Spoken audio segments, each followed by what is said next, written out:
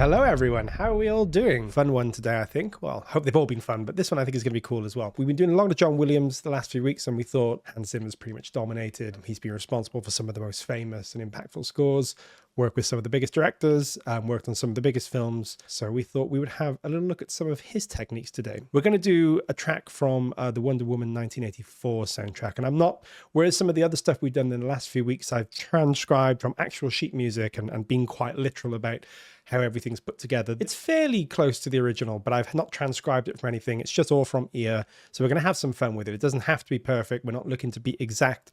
We're just going to take some of the key elements, break them down, have a look at the kinds of things that Hans Zimmer does, and then we're just going to have some fun mocking up a piece that I think is a really great piece. And we're going to sort of look at some of the techniques that Hans Zimmer uses, because to be honest, Hans Zimmer is one of the key sort of characters who have rewritten the rule book and set the template for how modern composers think. And that's all down, I think, to a lot about the way that we write these days and the kind of tools available compared to someone like a John Williams or a Jerry Goldsmith, where it was really just pencil, paper, and piano. These days we have computers with gigabytes, terabytes, petabytes, probably in the case of Hans Zimmer, of libraries. You know, the world's a much smaller place in some ways, which is great in terms of working to create new styles and things. And I think Hans Zimmer sort of exemplifies all of those ideas and the way he approaches music. So let's move over to our door. Here we are with our lovely Hans Zimmer eyes staring at us. They look a little bit ominous from here. I can see them in my screen. They maybe look less friendly when you can just see his eyes. He's just watching over us as we attempt to mock up one of his pieces. We're going to be mocking up a track called Themyscria. It's a great little theme.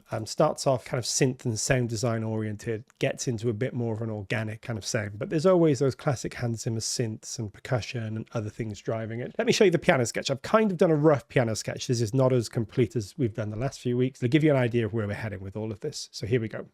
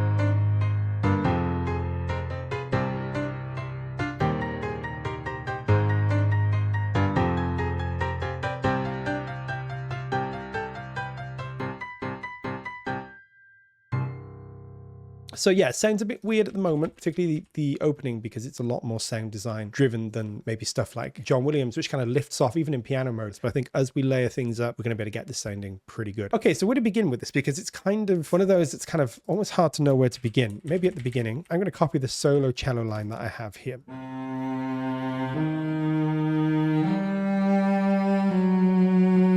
Nice kind of augmented stuff going on there. We're in C. Then you've got this. It's like an diminished. Oh my goodness. The music police are going to come get me. Diminished. Flattened fifth. Here's a normal fifth. And then it flattens into this. So it's this really nice start. This solo cello is treated with a lot of reverb, maybe a bit of delay as well.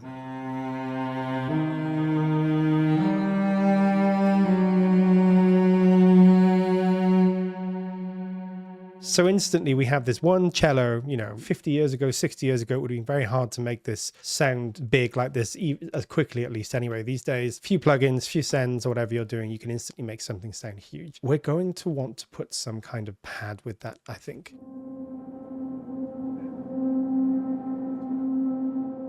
It could be that one.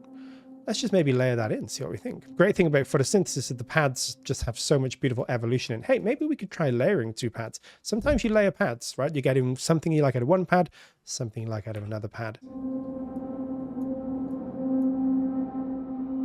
Yeah, that's nice. See how we're getting like best of both worlds. I know that I'm going to want these on some kind of trailer piano, and lo and behold, we have Avio, which is a fantastic trailer piano. The piano sound is quite heavily treated and processed in this. Harrison says, is it possible if you share the piano for these mock-ups? Yes, maybe not all of them, but certainly some of them. If you join our Discord, I promise you, I know I've been saying this, that's definitely something that I've been wanting to do, and I just need to get around and do these things. Oh, you know what? But thank you, Harrison, for reminding me, because I do really want to do that. And yes, if you join our Discord, I'm going to start posting in there more this week, which is great for me. Okay, cool. That's pretty cool. That's starting to come together. Maybe let's just save this, move on, start to get some of the orchestral elements in. So let's put the spiccato as well.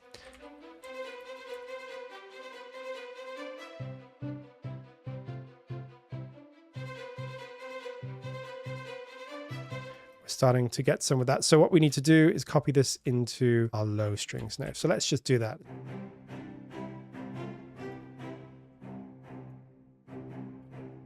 Cut those 2 out. And then we have these low strings, which I think are all going to be cello, like almost like a divided cello. But we're obviously going to put them on our cello long. We're separating these out because, again, these would almost be recorded in 2 passes normally. Let's take our top line here. Let's take all of this out. This is a little technique I like to do sometimes. Now we'll grab all of these, we'll overlap everything a little bit. So we're going to duplicate these, but we're going to have one maybe just be the sustains. What we should get now is a bit of realism in the top line. Together we're going to get...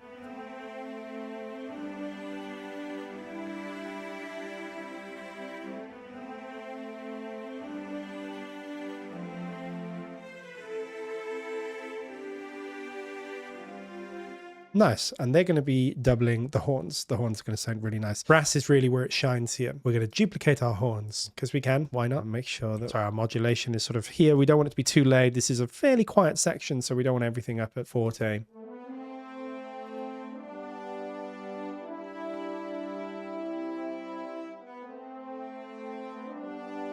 And then we want to get rid of all of these. We only want one line in the legatos, so maybe I'll just delete all these, just make things nice and clearer. This will do for now. Again, not the best program, but we're just getting everything in.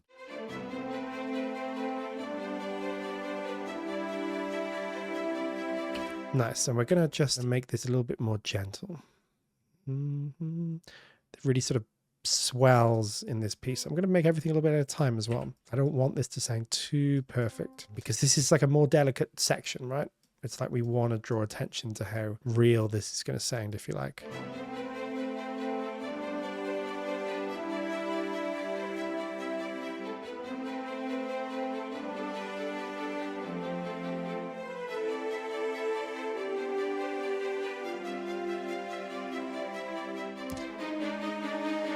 We're starting to get some with this now. What I'm going to do next, though, is I'm going to get the choir. Now, the choir in this does, as we go further through, feature more prominently. Starts off as more of like a motor, like a supporting motor. Maybe just the altos for now. We're going to bring them right down.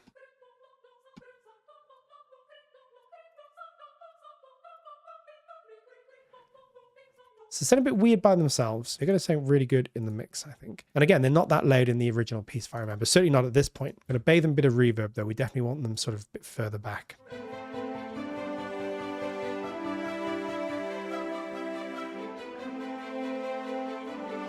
I think they're really working just where I kind of want them there, you know. So you don't really hear them, but you feel them.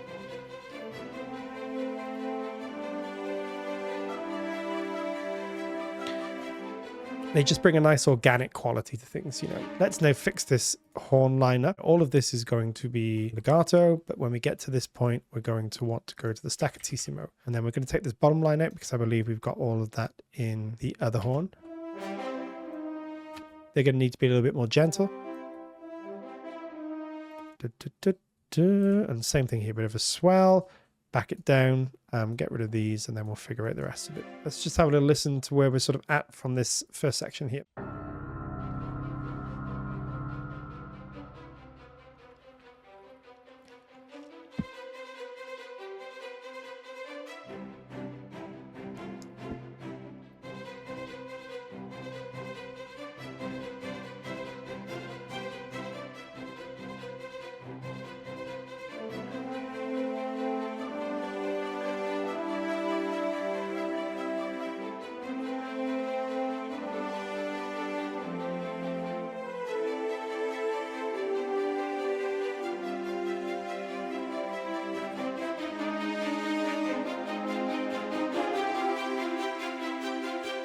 Now let's go in and add this little trumpet line. This will lead us nicely to our next section. Beautiful little line in the trumpets here, really nice.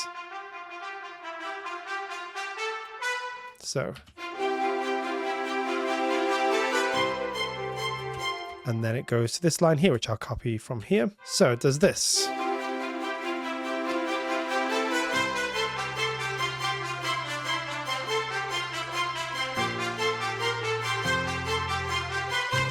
Nice. So maybe we'll bring it down, probably duck it down like this, grab these, sort of fade us in.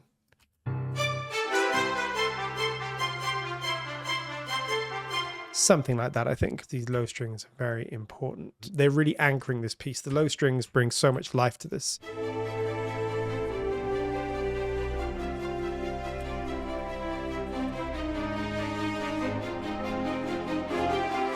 Really anchors that harmony. Now I think at this point here, we're going to want to add some trombones. They're going to be too loud.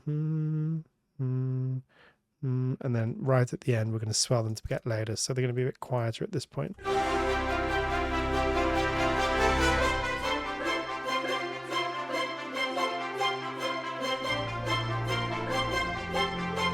Cool. Okay, I'm going to use one non-audio imperial instrument today. Tambourine. I think it's in the original score. We certainly need some kind of tambourine-like element. So this is what I'm going to do. We'll make those a bit quieter. In fact, we'll sort of individualize these a bit. Yeah, maybe something like that. And now I want to duplicate this. Open this up. I'm going to make this something like that. This is going to give us some motion, but kind of subtle, right? It's not something you can really hear. So we have this as a kind of, see how they're working together.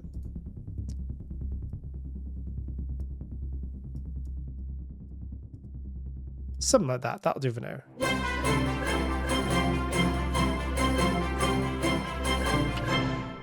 Do we go kind of Lydian here? Sounds a bit like an F Lydian. We may well do. We go, so... yeah, we sort of do.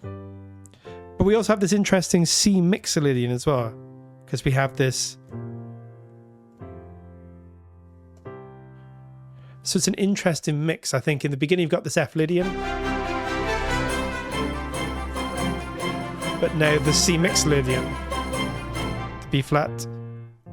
I'm just going to very quickly do a little bit of mixing on this.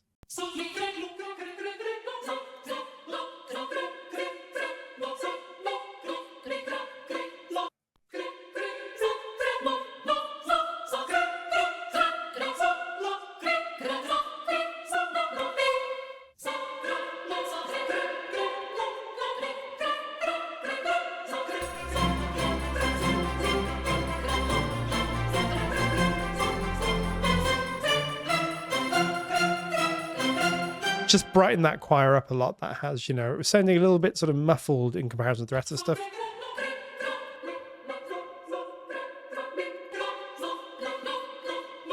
Bit of saturation has just really brought it out, I think.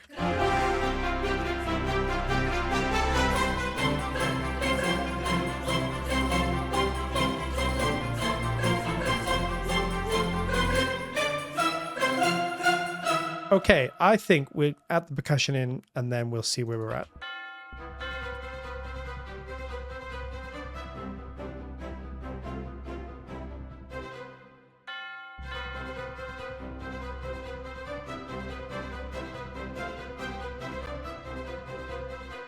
Sound there again.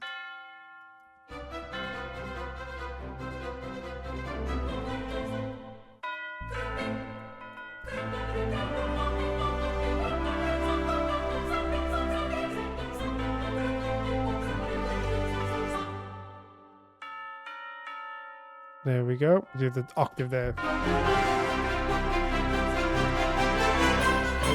So these bells are going to add this nice big bloomy sustain that we're missing in these parts here. So without the bells, we're just adding something.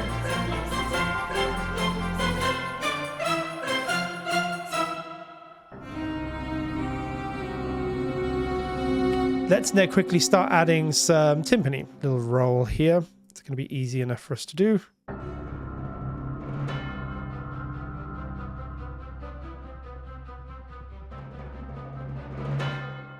what we're going to do is push those back with some more proximity and a little bit more of our reverbs, and my usual technique of taking that timpani and adding kind of like a reverb and exciter to it. It takes some of the high end off, so send a bit further back, give it some tape saturation. Do you know what? This might work. We're going to try it. Just adding a touch of atmosphere here.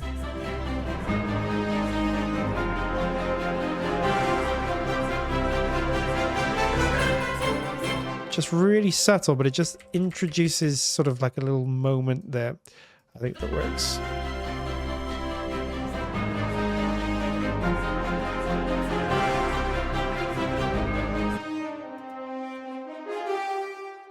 That's sounding pretty good. I'm going to do the choir melody in the woodwinds as well.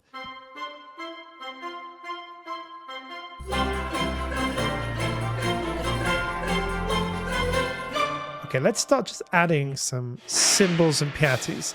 Let's start with the piattis.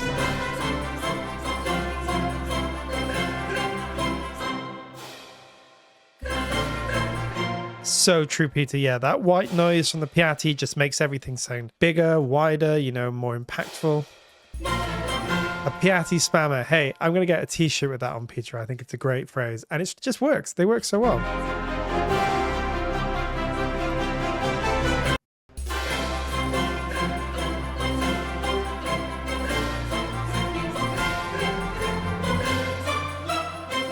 Okay, let's go back and sort of add a bit more piatti where we need it. And then we'll get the suspended cymbals in. Okay, so there's our cymbal. So sustain rolls C4 up here. So.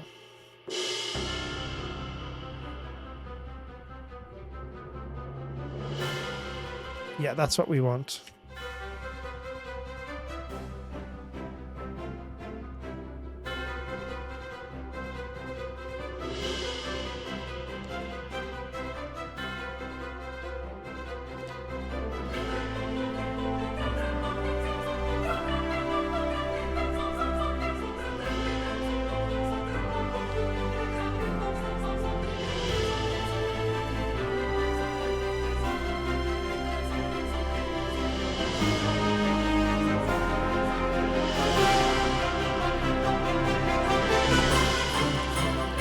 That will do for now. It's not perfect, but that will kind of do us, I think. I've already started putting bits of Cerberus in, but let's just see if we can get a bit of Cerberus in. Don't think we're going to get the drums fully programmed today, but that's fine. I think what we're going to want to do is put some kind of reverb on here. So we're probably going to use something like a chamber reverb. Give this a little bit of a different feel. See how it makes it sound much more open?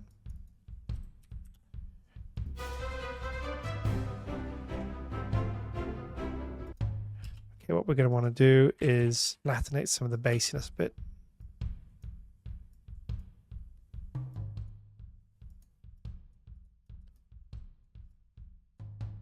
So we're just sort of having this as a constant motor going through, or like a little percussive drive.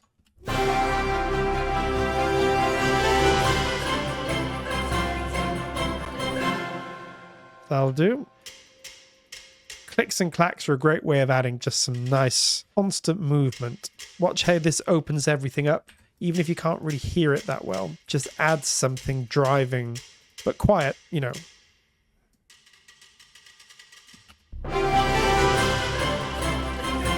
There we go. So see how that drives everything forward, but it's like, it's not really that audible. And I haven't programmed it very well either, but...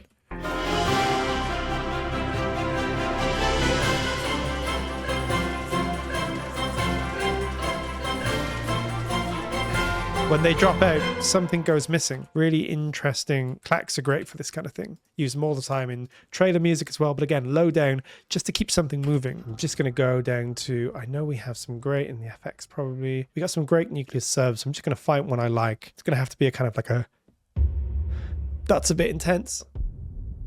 That could be the one. That could work too. Let's just try that one. Maybe. Oh, that could be the one. We're looking for a certain feel with it. There we go. Record that out, render it out so I can see it as audio. I like working with hits and stuff with audio if I can.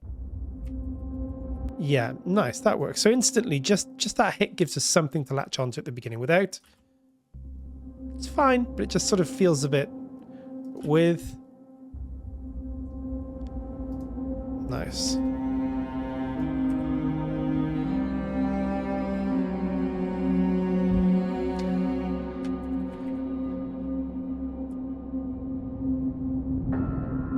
Same again there, at that point there.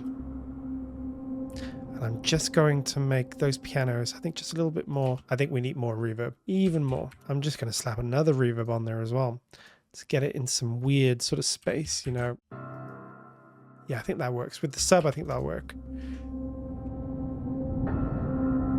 Yeah, that works better, I think.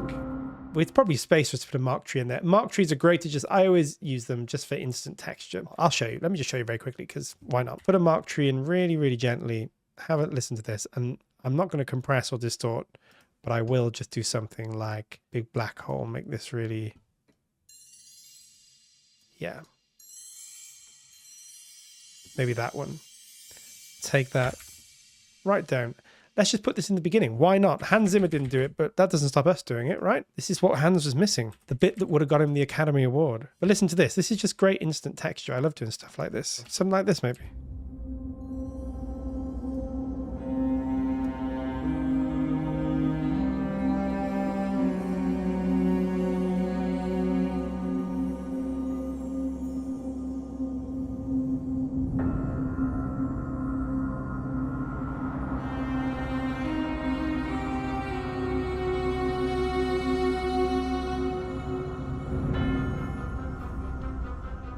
Sounds good to me. I like it. See, I was just adding like just something. You can't really hear it. Almost sounds like it's a high texture in the synth, but just really add some life. You know what? No, Peter, we're going to do it now. We're going to do it now. What are we going to distort it with? I mean, we can't go too crazy. Let's just do Decapitator. Yeah, for now. We're going to get some distortion in there. Maybe we won't go as far as the punish button. Let's try the punish button though. Oh, you know what?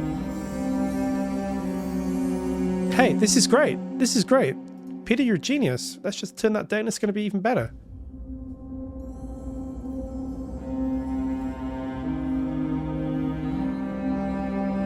Right, it's like you hear all these textures in Hollywood stuff, and you can't really discern what they are, but without.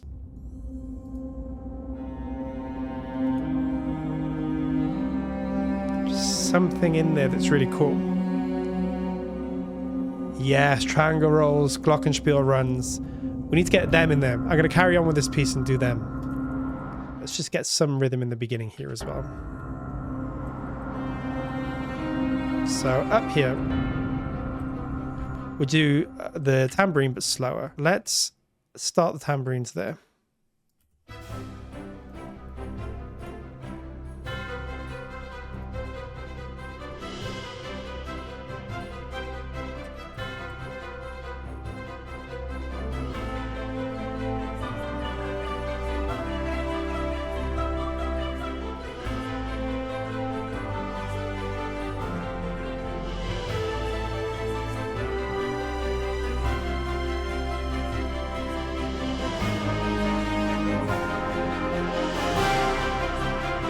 Right, and we're going to swell up to that point. That'll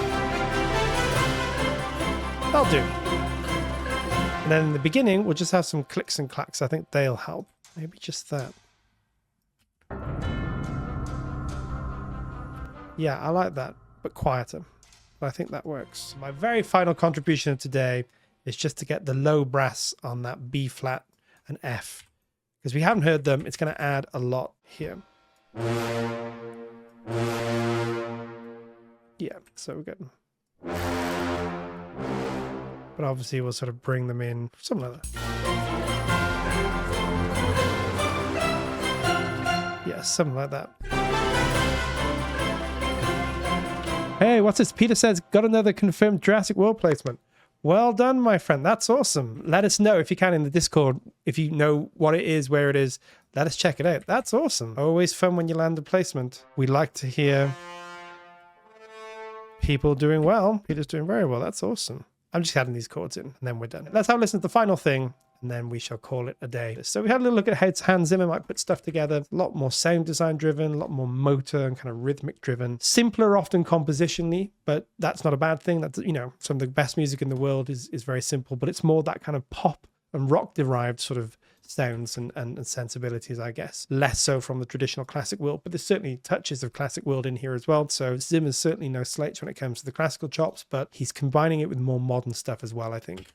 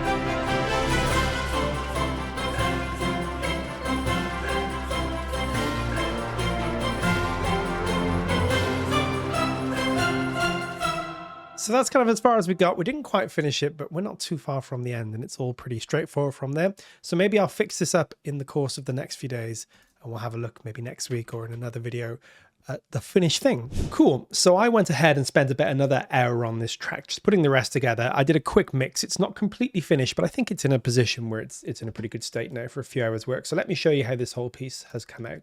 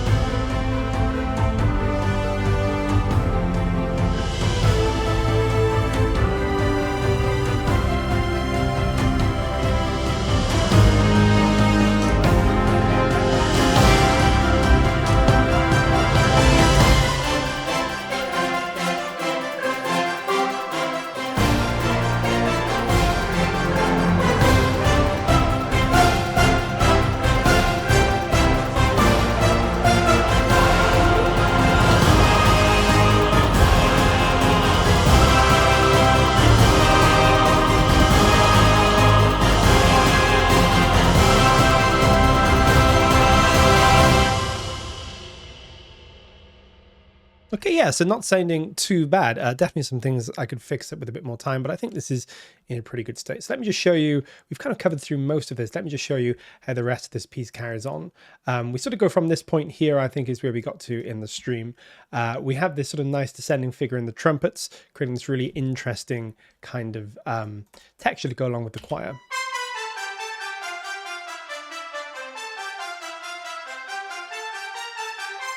So really interesting, and that contrasts with what's going on in the choir. We have these nucleus short sort of syllables here, which are doing a really good job of just providing some interesting motion in the vocals.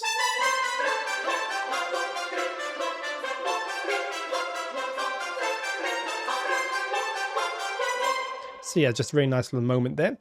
We also have then the introduction of these big brass chords here at the bottom in the trombones and the low brass, just provide a lot of weight here.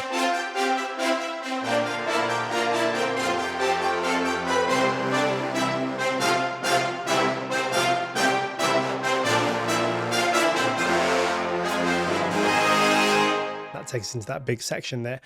The orchestra percussion and the Cerberus percussion are carrying on pretty much the same as they have been, just providing these big accents here. So let me just show you what they sound like.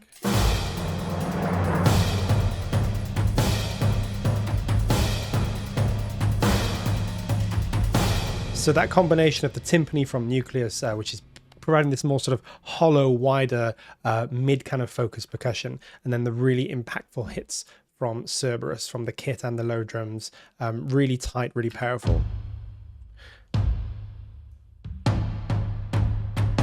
And then just to provide a kind of motor here, we have these Cerberus hats just doing this really simple pattern.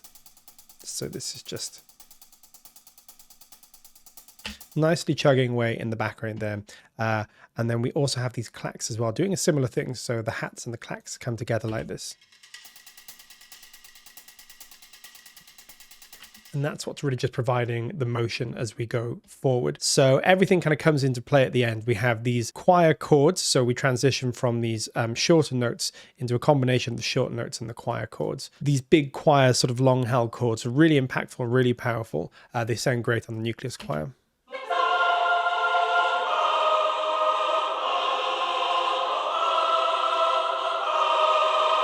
And I've EQ'd them a bit, so they don't sound quite as natural as they normally do, but they have to fit into a very busy mix, so they're taking up a slightly more narrow range of the frequency spectrum. They're obviously being supported or really dominated by this key brass section here. So this is the full brass playing. We've got the melody and the horns and the trumpets. Then we've got these big low chords in the low brass and the trombones.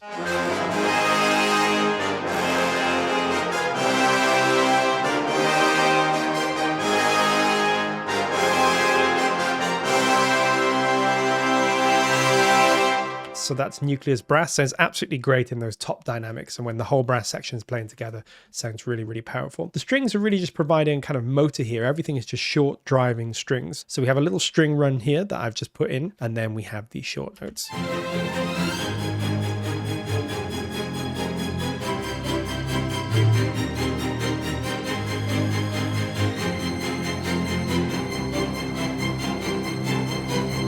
At the very end, we have the introduction of some really kind of quite subtle violin longs.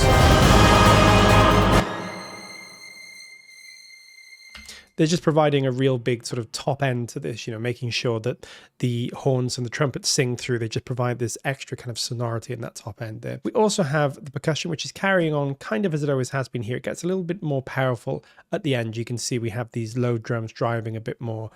We have a little bit going on with the snares as well. If I just play them in isolation, these Cerberus snares, they're just providing some extra kind of percussive excitement and fizz here. I just play the epic percussion.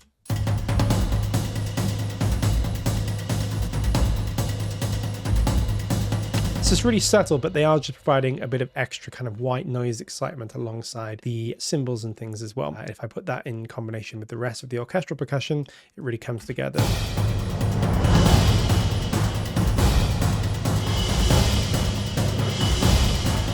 We have a lot of suspended cymbal going on here, which is almost like a transition element going into each big downbeat. So just before each downbeat, we have a swell. That just really helps smooth everything over and kind of take us into each big downbeat.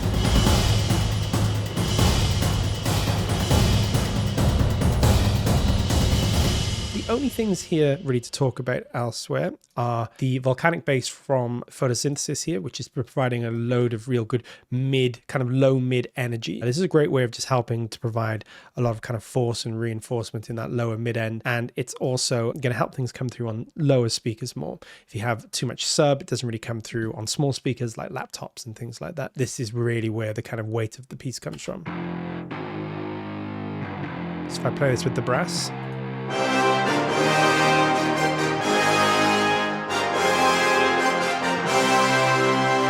So it's almost acting like a kind of brass instrument in a way. It has this kind of fizzy distortion, a bit like the brass. And it's just, in the context of the mix, it almost sounds like it's just pushing the brass and making it sound a bit more aggressive. If I just take this in and out, you'll see what I mean.